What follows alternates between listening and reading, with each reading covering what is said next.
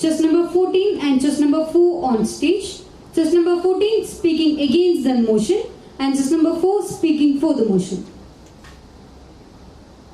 Okay, your time starts now. ആദ്യമേ തന്നെ എല്ലാവർക്കും നമസ്കാരം.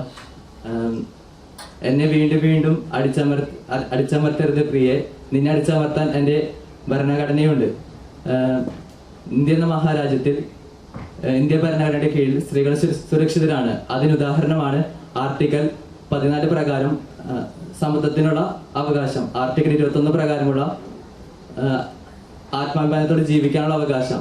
ഈ അവകാശങ്ങളെ അസാധുവാക്കുന്ന വ്യക്തികൾക്കെതിരെ നടപടികൾ എടുക്കാനായിട്ടാണ് ഗാർഹിക പീഡന നിരോധന നിയമം 2005, sexual harassment against womens at work place 2013 എന്നീ നിയമങ്ങൾ നിലവിൽ വന്നിരിക്കുന്നത്. ഇങ്ങനെയുള്ള കർശന നിയമങ്ങൾ നമ്മുടെ നാട്ടിൽ നിലനിൽക്കെ എങ്ങനെയാണ് ഇതും കൂടാതെ ഭരണഘടനയുടെ കീഴിലും നമ്മുടെ സർക്കാരിന്റെ കീഴിലും സ്ത്രീകളുടെ ഉന്നമനത്തിനുമായി ഒട്ടനവധി പരിപാടികൾ ഏർപ്പെടുത്തിയിട്ടുണ്ട്.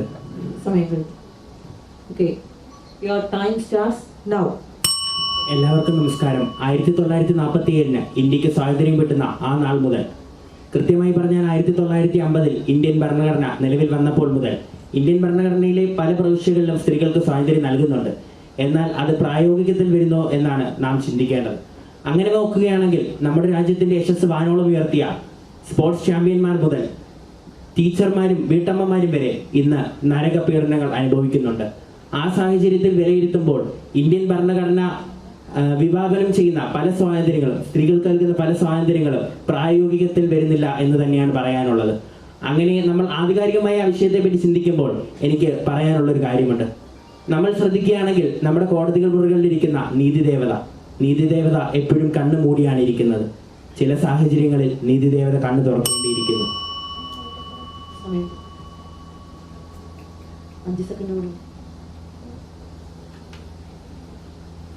ഓക്കെ, നെക്സ്റ്റ് ടോക്ക് ആരംഭിക്കുകയാണ്. Your time starts now. താങ്കൾ പറഞ്ഞ സ്ത്രീകൾക്ക് സംരക്ഷണം അധികം ലഭിക്കുന്നില്ല. നമ്മുടെ ഭരണഘടനയിൽ ഉള്ളത്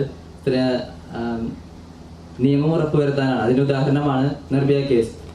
അവിടെ ക്രൂരമായി പീഡനത്തിനിരയാക്കുകയും പ്രതികൾക്കെതിരെ വധശിക്ഷയാണ് വിധിച്ചിരിക്കുന്നത്. അത് തന്നെയാണ് നമ്മുടെ ഭരണഘടന നൽകുന്ന ഏറ്റവും വലിയ ശിക്ഷ എന്ന് പറയുന്നത്. പ്രിയ സുഹൃത്ത് പറയുകയുണ്ടായി നിർഭയ കേസ്. അങ്ങനെയാണെങ്കിൽ ഞാനൊരു കാര്യം ചോദിച്ചോളട്ടെ, ആ വ്യക്തി ഇപ്പോൾ എന്ത് ചെയ്യുന്നു? ആ പ്രതി ഇപ്പോൾ എന്ത് ചെയ്യുന്നു? ജയിലറകൾക്കുള്ളിൽ തിന്ന് കുടിച്ച് സുഖകരമായി ജീവിക്കുന്നു. ഇപ്പോൾ ആ ജയിലറകളിൽ നിന്ന് തിരിച്ചു വരുമ്പോഴത്തേക്ക് അദ്ദേഹത്തിന് 50-100 കിലോ കൂടുമായിരിക്കും.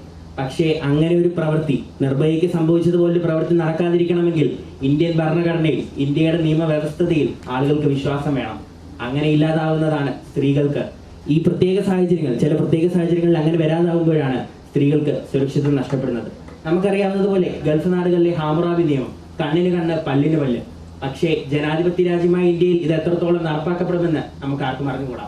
പക്ഷേ സ്ത്രീകൾക്കും മനുഷ്യത്വ ലംഘനത്തിനെതിരെയുള്ള കേസുകളിലെങ്കിലും അത് നടപ്പാക്കണമെന്നാണ് എൻ്റെ ഒരു ആഗ്രഹം.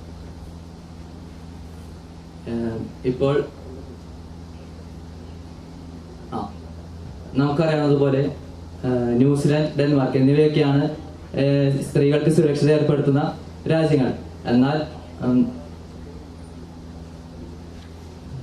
എന്നാൽ അവിടെ പോലും പീഡനങ്ങൾ നടക്കുന്നുണ്ട്. അത് വെച്ച് അത് ഭരണഘടനയുടെ വീഴ്ചയെ നമുക്ക് കാണാൻ സാധിക്കുന്നതല്ല.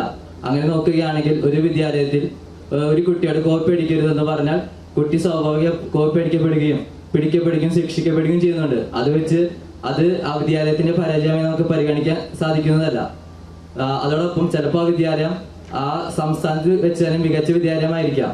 അങ്ങനെ നോക്കുകയാണെങ്കിൽ ശരിയാണ്, തെറ്റുകൾ ആർക്കാരും സംഭവിക്കും.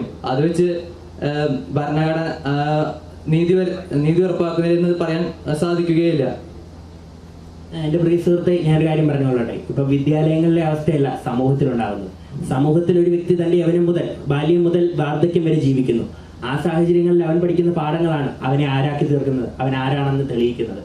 ഇങ്ങനെ വരുന്ന സാഹചര്യങ്ങൾ, ഇപ്പോൾ സ്വീഡന്റെ കാര്യം പറഞ്ഞു. പക്ഷേ ഫിൻലൻഡ് പോലുള്ള രാജ്യങ്ങളിലേക്ക് നോക്കുകയാണെങ്കിൽ അവിടെ സ്ത്രീ പീഡനത്തിന്റെയും അത് മാത്രമല്ല, ഇപ്പോൾ സ്ത്രീകൾക്ക് നൽകുന്ന സുരക്ഷിതത്തെ പറ്റി പറയുമ്പോൾ അത് സ്ത്രീ പീഡനം മാത്രമല്ല, സ്ത്രീകൾക്ക് നമ്മുടെ സമൂഹത്തിൽ നൽകേണ്ടിയിരിക്കുന്ന ഒരു പ്രാധാന്യമുണ്ട്. പക്ഷേ നമ്മളിപ്പം സൗത്ത് ഇന്ത്യ, കേരള, തമിഴ്നാട് ഏരിയകളിലേക്ക് നോക്കുകയാണെങ്കിൽ അതുണ്ട്. പക്ഷേ അങ്ങ് നോർത്തിലോട്ട് പോവുകയാണെങ്കിൽ, ദക്ഷിണേന്ത്യയിലേക്ക് പോവുകയാണെങ്കിൽ എന്താണ് അവസ്ഥ? ഉത്തരേന്ത്യയിലേക്ക് പോവുകയാണെങ്കിൽ അവിടുത്തെ അവസ്ഥ എന്താണെന്ന് നമ്മൾ ചിന്തിക്കേണ്ടിയിരിക്കുന്നു. മറ്റുള്ള രാജ്യങ്ങളെ അപേക്ഷിച്ച് ഇന്ത്യയിൽ ഇപ്പോൾ ഒരു 1000 സ്ത്രീകൾ ഉണ്ടെങ്കിൽ അതിൽ ഒരു 900 പേര്, ഒരു 800 പേരെങ്കിലും അവർക്ക് സുരക്ഷിതത്വം ഇല്ലാതാകും. ഇങ്ങനെ വരുന്ന സാഹചര്യത്തിൽ അത് ഭരണഘടന മാറ്റപ്പെടേണ്ടിയിരിക്കുന്നു.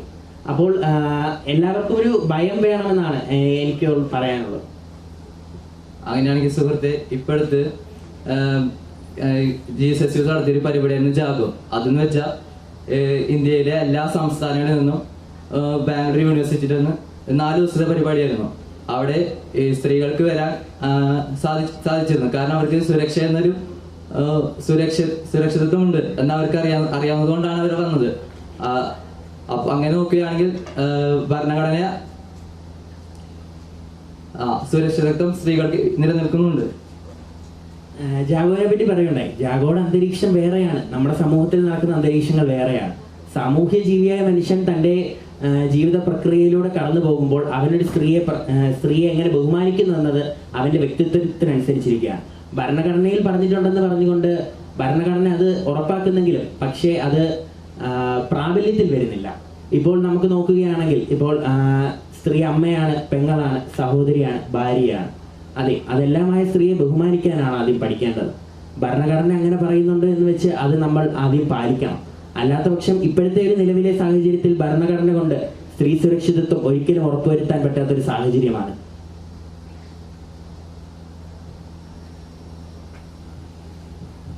പറയാം.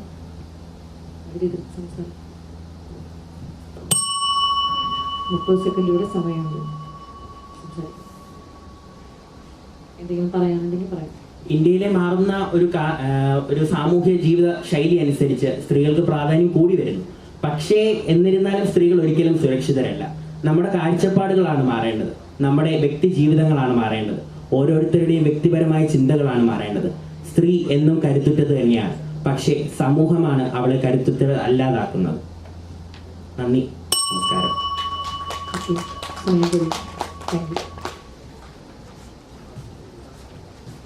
This was our last team. മത്സരം ഇതോടുകൂടെ അവസാനിച്ചിരിക്കുകയാണ് ഫസ്റ്റ് റൗണ്ട്.